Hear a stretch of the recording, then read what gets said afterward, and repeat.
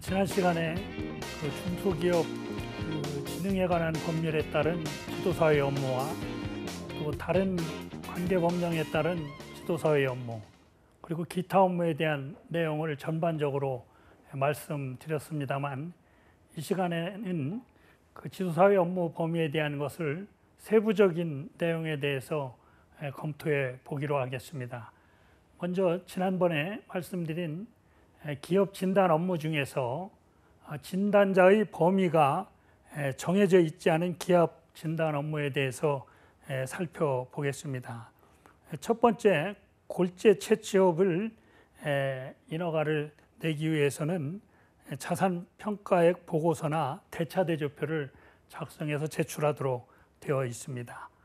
그리고 또 주택건설 사업이나 대지조성 사업의 경우에는 납입 자본금에 대한 증빙서류나 자산평가서 또 그 증빙서류를 제출하도록 되어 있습니다. 그리고 지하수 개발 이용 시공업의 경우에는 법인의 경우 대차대조표, 개인의 경우는 자산평가액 보고서를 제출하도록 되어 있습니다. 그리고 건설기술 용역업의 경우 법인은 대차대조표 및 손익계산서를 작성해 제출해야 되고, 개인은 영업용 자산액 명세서 및 그 증빙서류를 제출하도록 되어 있습니다. 그리고 전력기술 설계업이나 감리업의 경우에는 자본금 기준을 갖추었음을 증명하는 서류를 제출하도록 하고 있습니다. 또 정비사업 전문 관리업의 경우는 자본금을 확인할 수 있는 서류를 내야 되고, 부동산 개발업의 경우에는 대차대조표 및 손익계산서를 제출해야 되고, 또 개인의 경우에는 영업용 자산액 명세서와 그 증명서류를 내도록 하고 있습니다. 또 전기사업자의 경우는 대차대조표 및 손익계산서를 제출하도록 되어 있고, 전기안전 관리 업무를 전문으로 하는 자는 자본금을 증명할 수 있는 서류를 내도록 이렇게 되어 있습니다. 이와 같이 많은 업종별로 그 인허가를 낼 때 제출하는 서류가 있는데, 지금 말씀드린 업종의 경우에는 특별히 진단자가 정해져 있지 않고 저와 같은 서류들을 제출을 하도록 되어 있는데, 진단자가 정해져 있지 않은 경우에는 앞에 말씀드린 전문 경영진단 기관으로 등록을 한 후에 진단을 수행을 할 수 있도록 되어 있습니다. 다음에는 중소기업 진흥에 관한 법률에 따른 지도사회 업무를 살펴보겠습니다. 중소기업 진흥에 관한 법률에 따라서 경영지도사와 기술지도사로 이렇게 업무가 구분이 되어 있는데, 경영지도사의 경우에는 경영의 종합진단지도, 그리고 인사조직노무 사무관리의 진단지도, 또 재무관리와 회계의 진단지도, 생산 유통관리의 진단지도, 또 판매관리 및 수출입 업무의 진단지도, 또 위후와 관련된 상담, 자문, 조사, 분석, 평가 및 확인에 관한 업무를 수행을 할 수 있도록 이렇게 정해져 있습니다. 그리고 이제 기술지도사의 경우에는 기술의 종합진단지도, 또 공장 자동화 기술 및 공정개선 기술의 진단지도, 공업 기반 기술의 진단지도, 부품 소재 개발, 시제품 등의 신기술 개발의 진단지도, 또 공업 시험 분석, 측정 계측의 진단지도, 또 정보 처리의 진단지도, 생산관리 기술, 품질관리 기술 등의 진단지도, 에너지 전략 기술, 청정 생산 기술 등의 진단지도, 환경 경영의 진단지도, 그리고 이 각 호에 부수되는 업무와 이에 따른 상담, 자문, 조사, 분석, 평가 및 증명 업무가 되겠습니다. 지금 여러 가지로 그 중소기업 진흥에 관한 법률에 따른 업무를 지금 말씀을 드렸는데, 여기서 지금 말씀드린 진단지도에 관한 업무의 경우에는 특별히 경영지도사나 기술지도사 자격증이 없어도 사실상 수행을 할 수 있습니다. 일반 컨설턴트라든지 아무 자격이 없는 사람도 고객으로부터 수임을 받아서 실질적으로 이와 같은 컨설팅 업무를 수행을 하고 있다는 것이죠. 그러면은 지도사가 이와 같은 업무로 정해져 있는 것이 무슨 의미가 있으며, 또 분야별로 이와 같은 자격증을 부여를 했는데 진단지도에 대해서 무슨 특별한 혜택이 있느냐, 이와 같이 주장을 하는 경우가 많이 있는데 사실상 그 부분에 대해서는 맞습니다. 우리나라는 컨설팅에 대해서는 특별한 자격을 부여하지 않고 아무나 할 수 있도록 되어 있기 때문에 이 부분에 대한 업무를 수행을 하는 데 있어서 실질적으로 강제하지 않고 있다는 것은 맞는데, 다만 경영지도사와 기술지도사의 경우 국가에서 부여한 전문 자격증이 있다는 것을 표시를 할 수 있다는 것이 다르다고 볼 수 있고, 이와 같은 진단지도는 그렇다 할지라도 보면은 위호와 관련된 상담, 자문, 조사, 분석, 평가 및 확인 업무가 있습니다. 이와 같은 상담의 경우에도 예를 들면 지도사 자격증이 없을 경우에는 상담을 수행할 수 없는 분야들이 있습니다. 그래 이제 그와 같은 경우에는 지도사 자격증이 없는 일반 컨설턴트는 수행을 할 수 없다는 것이 큰 차이라고 볼 수 있습니다. 지금 열거되어 있는 상담, 자문, 조사, 분석, 평가, 확인, 증명 등에 관한 업무에 대해서 지도사 자격증이 있는 경우에는 해도 문제가 안 되지만은 자격증이 없을 경우에 이와 같은 일을 컨설팅을 할 수 있다고 그래가지고 같이 수행을 했을 때 법적으로 처벌을 받는다든지 문제가 불법 행위가 될 수 있다는 것을 말씀드리겠습니다. 그리고 이제 가장 중요한 것이 앞에도 잠깐 말씀드렸지만 중소기업 관계법령에 따라 기관에 대하여 행하는 신고, 신청, 진술, 보고 등의 대행 업무입니다. 이와 같은 업무는 지도사 자격이 없는 일반 컨설턴트가 컨설팅 수행 과정에서 이와 같은 업무가 발생된다고 해가지고 수행을 했을 때는 불법적인 일이 되기 때문에 처벌을 받게 된다는 것을 말씀드리겠습니다. 그러면은 지금 말씀드린 중소기업 관계 법령에 대한 대행 업무에 속하는 중소기업 관계 법령의 범위에 대한 것을 요약 정리를 해서 말씀드리겠습니다. 아까 전 시간에 말씀드렸듯이 중소벤처기업부 소관법령 중에 17개 법령이 되겠고, 또 다른 부처 소관법령 중에 5개가 되겠습니다. 다만 다른 부처 소관법령인 건설산업기본법, 기초연구진흥 및 개발지원에 관한 법률, 산업기술혁신촉진법, 또 산업융합촉진법, 또 소재부품 전문기업 등의 육성에 관한 특별조치법에 해당되어지는 경우에는 중소기업자에 대한 업무만 대행을 할 수 있도록 이렇게 되어 있습니다. 그래서 이 5가지 법률에서 중소기업자가 아닌 자에 대한 업무를 대행을 할 수 없다고 하는 것이죠.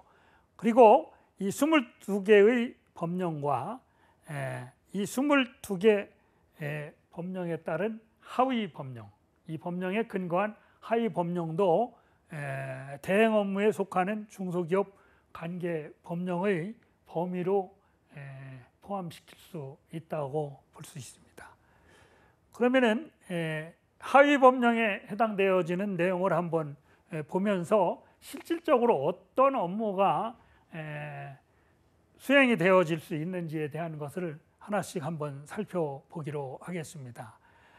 중소기업 관계법령의 범위에 속하는 고시 등의 내용입니다. 이 고시 등에 따라 수행할 수 있는 업무도 있고 법령에서 정해서 수행할 수 있는 업무가 있습니다. 먼저 중소기업 기본법에 따른 하위 법령으로 중소기업 범위 및 확인에 관한 규정이 있습니다. 중소기업 기본법 및 중소기업 범위 및 확인에 관한 규정에 따라서 중소기업 확인서의 신청을 하는 업무를 지도사가 대행을 할 수가 있습니다. 두 번째로 중소기업 기술보호 지원에 관한 법률에 보면은 중소기업 기술보호 운영 세칙과 중소기업 기술 분쟁 조정 중재 운영 세칙이 있고, 중소기업 기술 침해 행위 조사 및 시정 권고 공표 운영 규정 등이 있습니다. 이 법령에 따라서 우리가 관련되어지는 신청 서류라든지 이와 같은 것들을 작성해 줄 수 있지만은 중소기업 기술 분쟁 조정 중재 운영 세칙 등에 따라서 이와 같은 분쟁 조정 신청 등에 대한 업무를 수행을 할 수 있게 된다는 것입니다. 그 다음에 중소기업 기술혁신 촉진법에 따르면은 기술혁신형 중소기업 제도 운영 규정이 있고 경영혁신형 중소기업 제도 운영 규정이 있습니다. 그리고 중소기업 기술개발 지원사업 기술료 관리 규정이 있고 중소벤처기업부의 시험 연구 및 설비 지원 등에 관한 규칙이 있고 중소기업 기술개발 지원사업 운영 요령이 있고 중소기업 정보화 지원사업 운영 요령이 있습니다.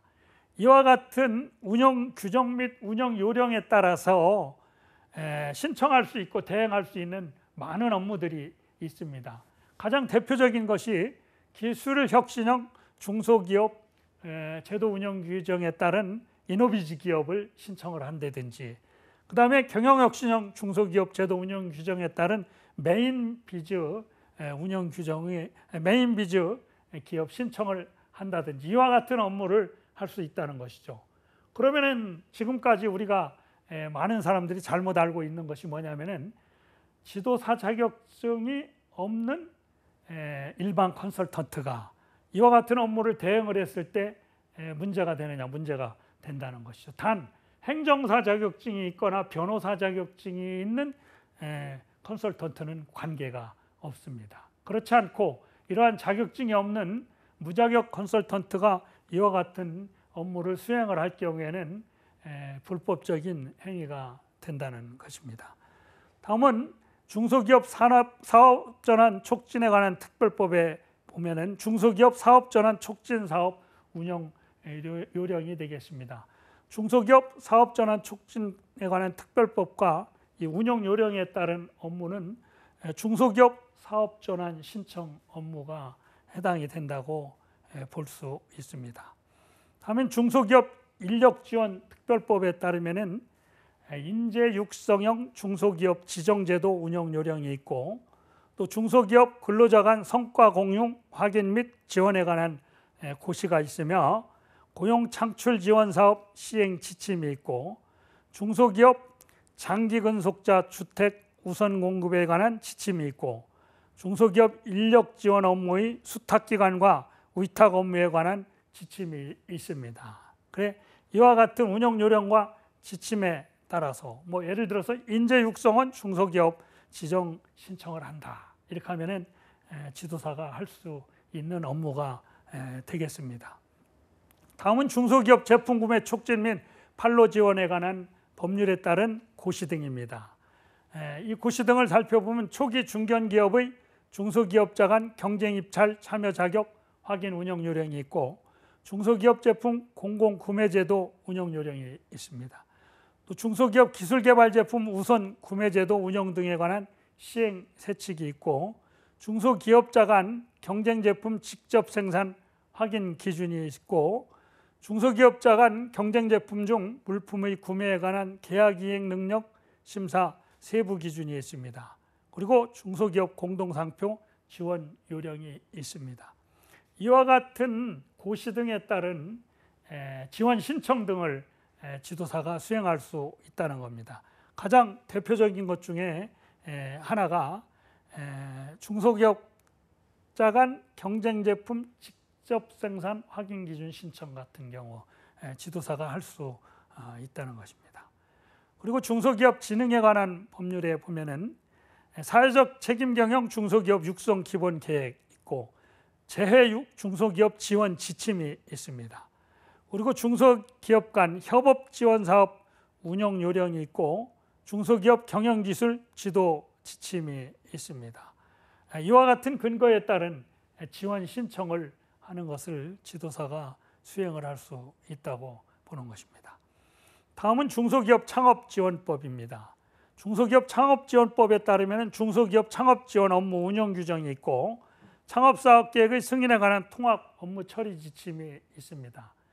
지금까지 중소기업 창업에 대한 창업사업계획 승인을 신청을 할 수 있는 기관은 중소기업 창업지원법에 따른 상담회사만이 할 수 있는 것으로 이렇게 되어 있었습니다.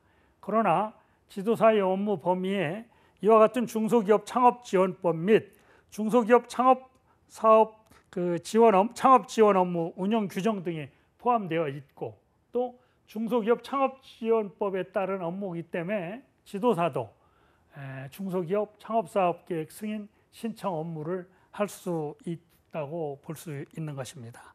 그다음에 중소기업 협동조합법에 따른 고시 등을 보면 중소기업 협동조합 기능 활성화 체제 구축 및 지원에 관한 규정과 중소기업 협동조합 설립 인가 및 운영 지침이 있습니다.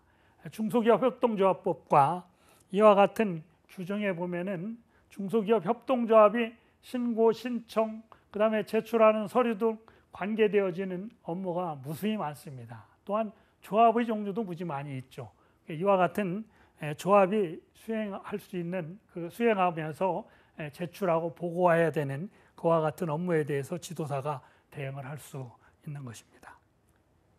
다음은 대중소기업 상생협력 촉진에 관한 법률에 따른 고시 등을 보면 대중소기업 동반진출 지원 사업 운영 지침과 수탁 위탁 거래의 공정화 및 중소기업의 사업 영역 보호에 관한 운영 세칙, 그리고 중소기업 사업 조정 시행 세칙이 있습니다. 이와 같은 부분에 대한 신청 업무를 할 수가 있습니다. 그리고 1인 창조기업 육성에 관한 법률에 따른 고시는 1인 창조기업 지원사업 운영 등에 관한 고시가 있습니다. 1인 창조기업 지원사업 신청 등에 대한 업무를 할 수가 있습니다. 도시형 소공인 지원에 관한 특별법에 따른 도시형 소공인 지원에 관한 통합 고시가 있습니다. 이것도 마찬가지입니다. 또 소상공인 보호 및 지원에 관한 법률이 있습니다. 소상공인 고용보험료 지원에 관한 고시가 있고, 소상공인 교육지원사업 운영 요령이 있습니다. 또 소상공인 융자사업 운영 규정이 있으며 재난으로 인한 간접 피해 소상공인 지원 지침이 있습니다. 이와 같이 소상공인 등에 대한 지원되는 업무에 대해서 지원 신청에 관한 업무를 대응을 할 수가 있습니다.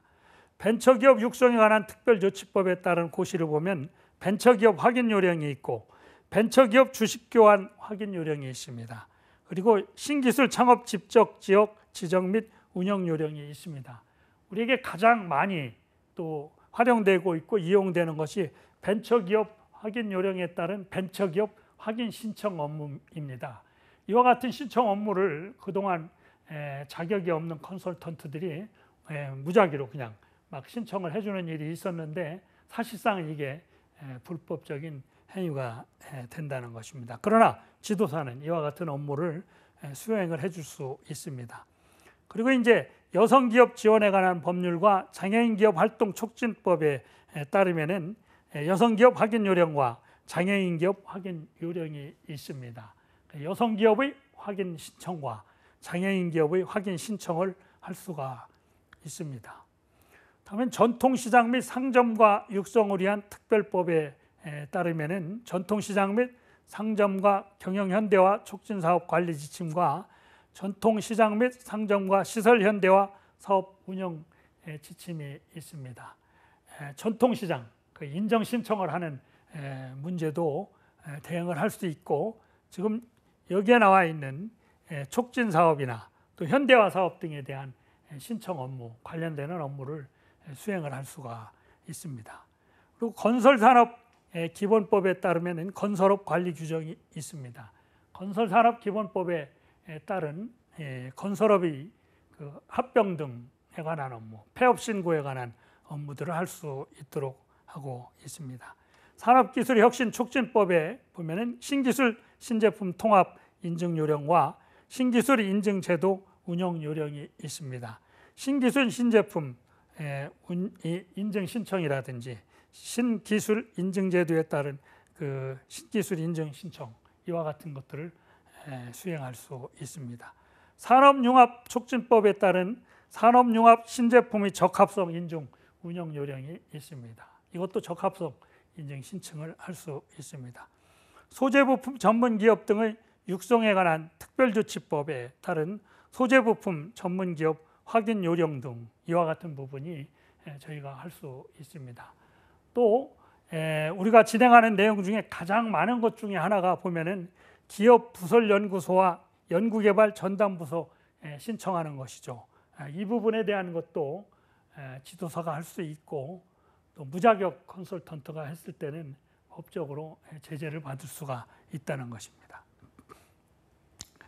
지금까지 말씀드린 그 중소기업 관계 법령과 그다음에 관련 고시에 대한 내용을 살펴보면은 우리가 취급할 수 있는 업무의 영역이 한 120여 종에 달하는 것으로 지금 파악되고 있습니다.